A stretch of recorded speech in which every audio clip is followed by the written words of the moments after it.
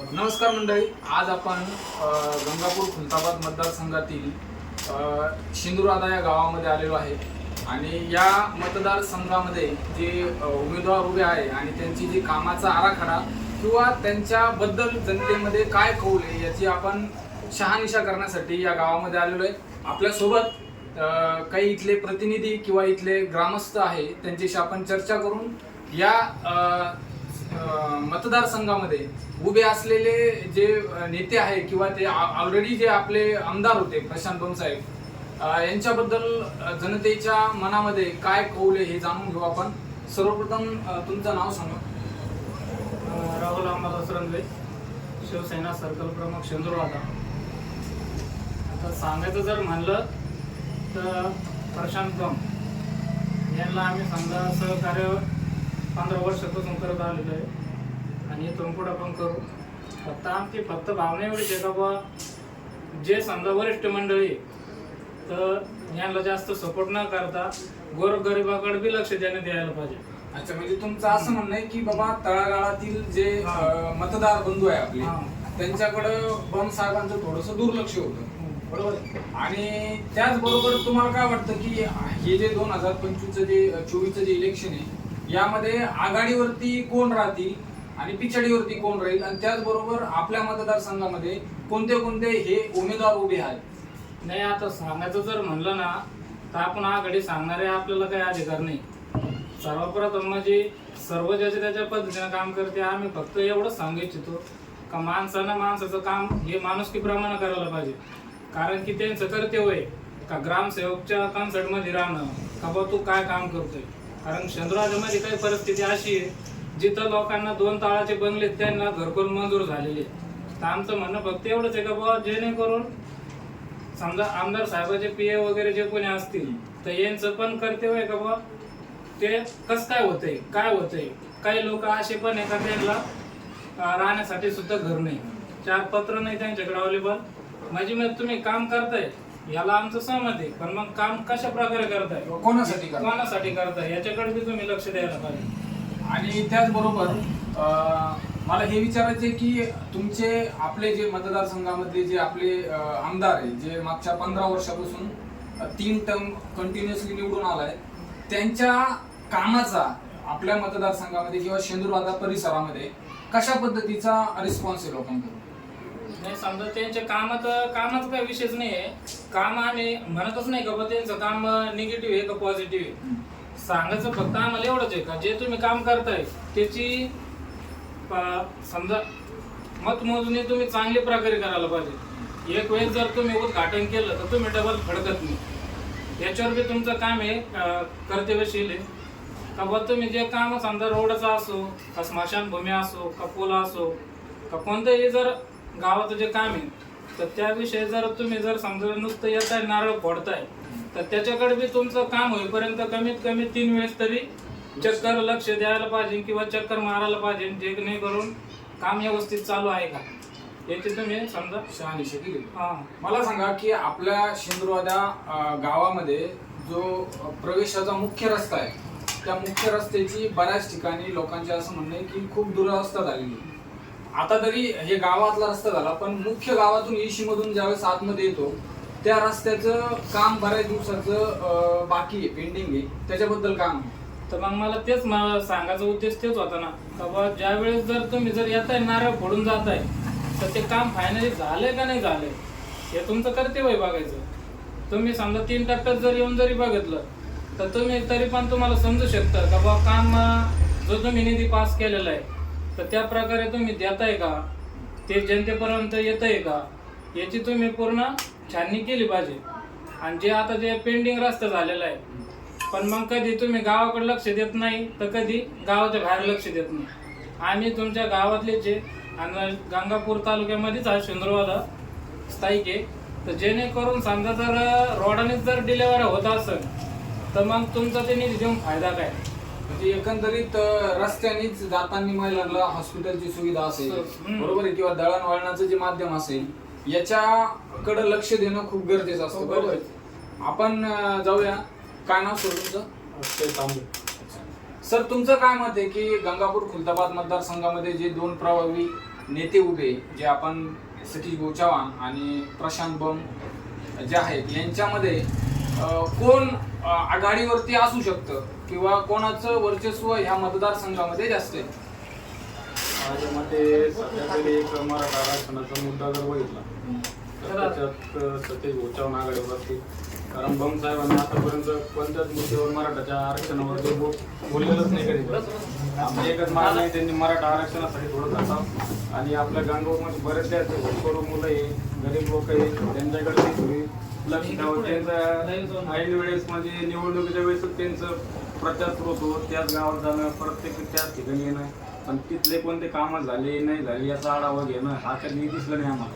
आणि शक्यतो आता बरेच अधिवेशन झाले, त्या अधिवेशनामध्ये मराठा आरक्षणाचा मुद्दा अजून उपस्थित झालेलाच नाही असं मला वाटतं. त्यांनी तो मुद्दा मागे उचलायला पाहिजे होता, पण अजून मी तो मराठी आरक्षणाविषयी काही बोलतच नाही.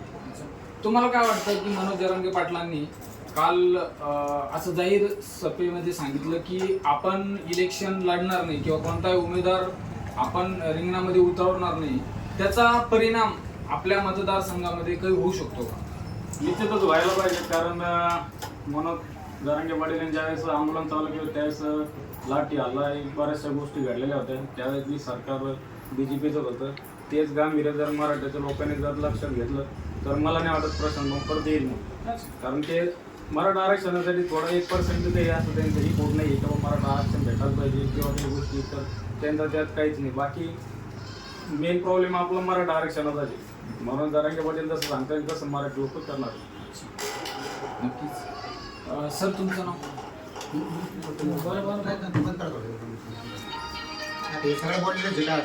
नमस्कार. तर तुमचं नाव? माझं नाव तर जे आता 2024 त्याच्यामध्ये गंगापूर खुलताबाद मतदारसंघामध्ये उमेदवार उभे, त्याचबरोबर 5 जरांगे पाटलांनी जे उमेदवार जे उतरवले होते त्यामध्ये सगळ्यांनी माघार घेतली, त्याचा काय परिणाम ह्या आपल्या मतदारसंघामध्ये होऊ शकतो आणि त्याचा फायदा किंवा तोटा हा कोणत्या उमेदवाराला जास्त प्रमाणात होऊ शकतो? याचा परिणाम भाजपला जास्त होतो. असं तर आता त्यांना मराठा चालतच नाही आणि एकांच्या पाठाची ते बांधली करणार. हा फारच नाही आपण म्हणजे असं म्हणता येईल की सतीश भाऊ चव्हाण हा यांना डायरेक्टली डायरेक्ट आमचे मतदान मराठा समाज मतदान झालं. आणि तुम्हाला काय वाटतं की जे आपले आमदार आणि प्रशांत हे मागच्या 15 वर्षापासून आपल्या मतदारसंघामध्ये आमदार म्हणून काम करतात, त्यांच्या कामाचा जर पाठपुरावा केला तर तुम्हाला काय वाटतं की समाधानकारक प्रतिक्रिया द्याल का? आता 3 टर्म झाले ते बरं का, तसं मनात असं काही म्हणजे सुधारणा नाही केली त्यांनी. थोडंफार केली आपण आज मला केली नाही, पण थोडी फारच केली, पण यात नाही. हा त्याच्यामुळे आता आम्ही ते काय करणार आहे, वरून पण असं आणत नाही का समजा आम्ही आता मराठी समाज असल्यामुळे मराठ्यालाच मतदान करणार. काय वाटतं तुम्हाला काही इलेक्शन कोण काय त्यांचं काम काय असे काम काहीच नाही, फक्त त्याला शेतूला सर्कल मध्ये घ्या गावात 3 रोडचे कामाचे उद्घाटन करू शकतो.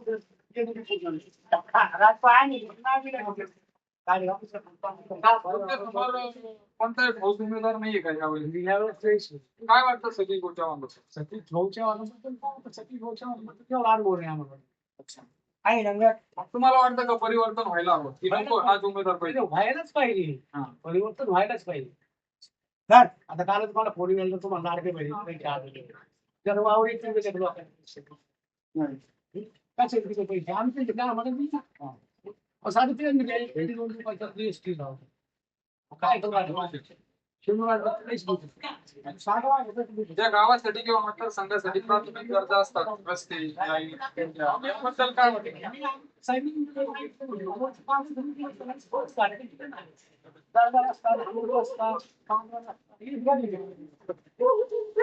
तुमचं काय म्हणणं आहे या इलेक्शन असेल त्याच्यामध्ये कोण आघाडी आणि कोण पिछाडीवरती असू शकतो? तुम्हाला काय वाटतं? आम्हाला वाटतं यावेळेस परिवर्तन व्हायला अच्छा. 3 टर्मचे आमदार आता सतीश भाऊचं काम आहे. आता त्यांनी इथं 3 काम दिलेले पण आहे. हा जिल्ह्याचा रस्ता आहे त्यांनीच करून दिलेला आहे. आणि इथं शाळा आहे, मस्जिद आहे मोठी, त्याच्या बाजूला जे आरबी मताचा चालतो लहान मुलांचा, त्यांच्यासाठी त्यांनी 10 लाख रुपयाचे काम दिलेलं आहे. इथं आमच्या गणपतीचं मंदिर आहे, सिंधुरात्मक गणपती, त्याचं ते पार्किंग आहे ते बी त्यांनीच करून दिलेलं. सतीश भाऊचं यावेळेस येऊ शकतो. तुम्हाला काय वाटतं की बम साहेब मागच्या 15 वर्षापासून आपल्या मतदारसंघामध्ये वेगवेगळ्या ठिकाणी कामं करतात, आपल्या गावासाठी त्यांनी कोणत्या कोणत्या प्रकारचे कामं केले ज्याच्यावरती तुम्ही समाधानकारक त्यांना प्रतिक्रिया देऊ शकता, असे काही कामं नाही केलेले त्यांनी 10 वर्ष जे पहिले होते या टप्प्याच्या अगोदरच त्यांनी मतदारसंघ आपला त्याच्यासाठी बी वाल कंपाऊंडचं काम केलेलं. मग आता जर तुमच्या समोर दोन उमेदवार असतील, सतीश चव्हाण आणि सचिन बम साहेब, यांच्या दोघांमध्ये जर तुम्हाला विचारलं की बाबा शेवटला कोणता उमेदवार हा आघाडीवरती असू शकतो, ते कामावरून जर विचारलं तर तुम्ही काय सांगाल दोघांना?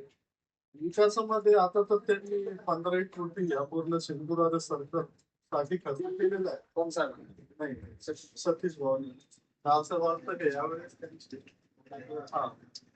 तुम्हाला असं वाटतं की बम साहेबांनी जे कामं तुम्हाला ते उर्वरित आहे बाकी जे कामं केले पाहिजे, रस्ते असेल, लाईट असेल, पाणी असेल, ते सतीश भाऊ चव्हाण निवडून आल्यानंतर करतील का? कारण बऱ्याच जणांचं असं म्हणणं आहे त्यांनी की तर सतीश भाऊ चव्हाण आश्वासन दिलेले आम्हाला अच्छा. आम्ही निवडून आल्यावर तुमच्या गावचे जे बी काम आहे हं. तुम्ही आम्हाला सांगा, आम्ही करून देऊ. आता ते बी तसं सांगत होते की निवडून आल्यावर आम्ही बी करून देऊ. या रस्ता बघा तुम्ही, प्रमुख त्या रस्ता पाट्यावर गावामध्ये हा. रस्ता नाही आम्हाला. अच्छा. काय वाटतं की एक आमचे आमदार आहे, त्यांनी गावातला मुख्य रस्ता नाही तर तुमचं सर्वप्रथम तर आपला जो मतदारसंघ आहे, गंगापूर खुलताबाद मतदारसंघ, या मतदारसंघामध्ये कोणते कोणते उमेदवार निवडणुकीमध्ये सध्या उभे आहेत, त्यांच्याबद्दल तुम्हाला काय माहिती?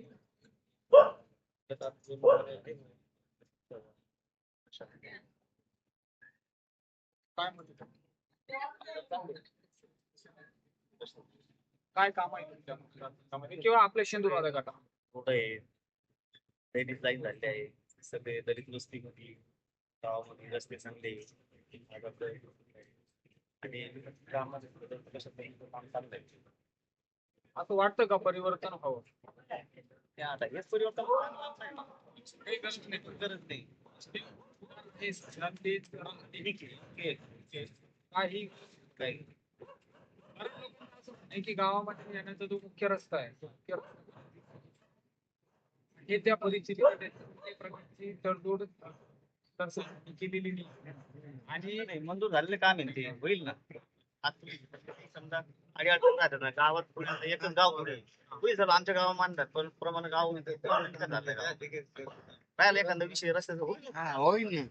ज्या गावासाठी ज्या प्रमुख गरजा असतात त्याच्यामध्ये दळणवळणाची रस्ते, बरोबर आहे, वीज आणि पाणी ह्या प्रमुख गरजा असतात गावातल्या किंवा मतदारसंघातील लोकांसाठी. तुम्हाला वाटतं का की तुमच्या मतदारसंघामध्ये किंवा गावामध्ये ह्या ज्या प्रमुख गरजा आहेत पूर्णपणे पूर्तता झालेल्या आहेत? बघ साहेबांना ह्याच्यावर प्रयत्न केलेला आहे आणि सक्सेस करून दाखवलं पण होणार पण आहे आणि प्रशासन बंदी आहे ना ते बोलतात ते करून टाकेल आणि निश्चित करणार आहे सगळ्या गोष्टी. पण आता कसं आहे काही टायमात वेळ लागतो, काही कामं चांगली झाली प्रशासनाची आणि करून राहिले प्रशासन प्रयत्न आणि खूप कामं चांगली. आमच्या भाद्राबादचा पगार काम गेला. मामा तुमचं नाव? बाजार बहनी का आप हमसे बहुत खुश है, बहुत काम करेंगे और हमारे को नाराजी नहीं, हम तो वो सोचते हैं कि बम आना। हाँ सतीश चव्हाण के बारे में क्या है आपका? नहीं वो उतना झूठ होता है मगर हम खुश बम से। इसके पहले भी हमारा भाषण लिए थे ना, हम ये बोले कि हमको बम कर बहुत खुश है। काका तुमचं सर्वप्रथम नाव? माझं नाव कारभारी रायबन पाटील टोपे. काका आपला जो गंगापूर खुलताबाद मतदारसंघ आहे त्या मतदारसंघामध्ये जे वेगवेगळ्या पक्षाचे अपक्ष उमेदवार उभे आहेत त्या उमेदवारांच्या मतदानावरती जरांगे पाटलांनी जो निर्णय घेतला की मराठा उमेदवार हा कोणताही निवडणुकीमध्ये उभा राहणार नाही आणि त्या पद्धतीने सर्व उमेदवारांनी अर्ज मागे घेतलेले आहे. तर ह्या निर्णयाचा आपल्या मतदारसंघामध्ये जे वेगवेगळे उमेदवार आहेत त्यांच्या मतदानावरती काही परिणाम होऊ शकतो का?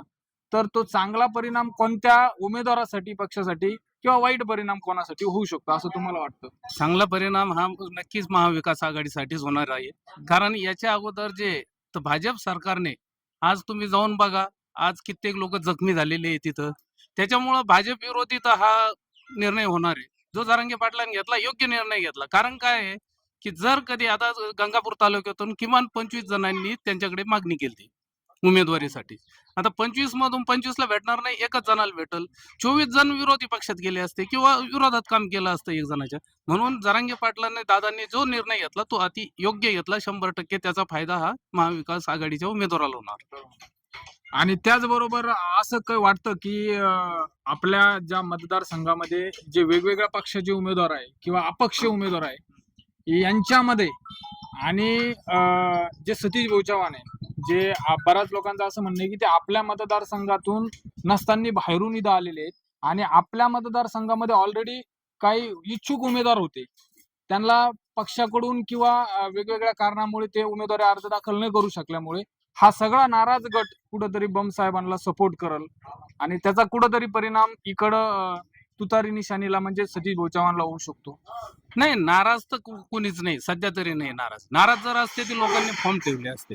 परंतु जेवढे बी नाराज गट होता, ठीक आहे, सर्वांची मागणी राहते, सर्वांना अधिकार आहे निवडणूक लढवण्याचा, परंतु पक्षाचं काही ध्येय धोरण राहते. त्या पद्धतीने सर्वांनी माघार घेतली आणि सर्व एक दिला आणि एका मनाने हा सतीश भाऊचं काम करणार आहे आज. अच्छा, ते झालं. पण आपण जर म्हणलं तर 15 वर्षापासून बम साहेब आपल्या मतदारसंघामध्ये विकासाची वेगवेगळी कामं करत आहेत. कुठंतरी ह्या कामाची दखल घेऊन लोक त्यांना मतदान करतील असं कुठं वाटत नाही का? नाही, त्यांनी कामं केले असते तर दुसरा उमेदवारच आला नसता ना इथं बाहेरून.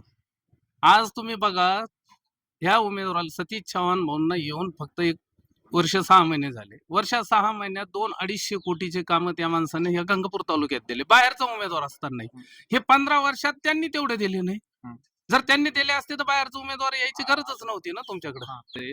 काय वाटतं की निकाल लागल्यानंतर कोणता उमेदवार किती लीडने आघाडीवरती असेल आणि कोणता उमेदवार किती? 50,000ची लीड तर आम्ही अपेक्षित धरलेली सतीश भाऊ चव्हाण. 50,000. कारण ग्राउंड लेवलवर जो कार्यकर्ता फिरतो त्याला माहित राहतं की कोणत्या गावात काय प्रतिक्रिया आहे. आज कोणाच्या तोंडात सतीश भाऊचंच नाव आहे, त्याच्यामुळं विषय नाही तो. असं काय वाटतं की गावामध्ये बम साहेबांनी कोणत्या कोणत्या विकासाच्या कामाला हात घालायला पाहिजे होता? मूलभूत गरजा काय आज कोणी धडाभर जेवारी कोणताही उमेदवार आला तर तो देत नाही, वैयक्तिक देत नाही. तुमचे रस्ते, पाणी, वीज या मूलभूत गरजा आहे. कुठे आता तुम्ही ह्या गावात आले असन, बघितला असन रस्ता येताना गावात कोणत्या पद्धतीचा आहे रस्ता. मग 15 वर्षात तुम्हाला हा गावचा रस्ता नाही दिसला का? आज इथं तुम्ही जर 8 दिवसापूर्वी आले असते तर इथं तळ असतं, जायकवाडी डॅम राहतो इथं या बाजार तळात. मग इथं तुमच्या सुविधा का नाही? ह्या सुविधा जर केल्या असत्या तर लोकांनी त्यांना मतदान केलं असतं. म्हणजे गावामध्ये ज्या मुख्य गरजा असतात ते दळणवळणाची साधने, लाईट आणि पाणी, ह्या गरजा असतात. ह्या गरजा तुमचं असं म्हणणं आहे की आपल्या ध्यानच दिलं नाही. अच्छा, ध्यानच दिलं नाही. आजही माझी स्वतःची टीपी हे झाले 4 महिने टच जळालेली. लोक गेले त्यांच्याकडे, हा करतो, जातो, घेतो, सांगतो. अजून काही 4 महिन्यात एकही टीपी बसली नाही. काय तुम्ही लोकप्रतिनिधी म्हणून काय केलं मग तुम्ही 15 वर्ष? मग ह्या इलेक्शनचा किंवा निवडणुकीचा जो निकाल राहील असं तुमच्या म्हणण्यानुसार सतीश भाऊ चव्हाण हे आघाडीवरती राहणार? 100% आघाडीवर.